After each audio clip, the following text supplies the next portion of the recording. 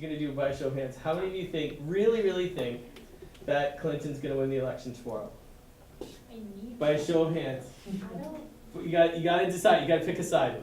All right. I'll ask you a couple questions. 1, 2, 3, 4, 5, 6, 7, 8, 9, 10. How many of you think that Trump is going to eke out a win? Politics teacher at Huntsville High School, Anthony Asturi, has been able to take advantage of the U.S. election to teach his students about that country's political process and how it has been handled this time around. It makes it very real. So now politics isn't just something that we discuss in a book or a handout or research. It's day to day, and it changes and it evolves, and the kids are actively engaged in it because they're seeing stuff on social media, they're seeing stuff on television, and they want to find out more information, and they have tons of questions. Katie Heap has been following the election. She says it's been great talking about it in class.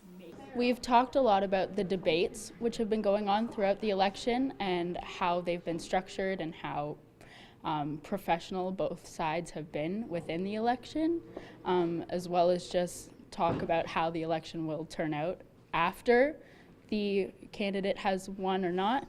I think because it's Trump and Hillary, both very well-known candidates, it's definitely drawn a lot more of a younger audience to the election.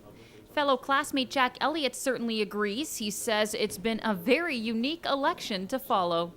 Well, I feel like it's a bit more interesting now because you have two people that just completely despise each other and two different supporters that completely despise each other, and both kind of feel like the other is illegitimate.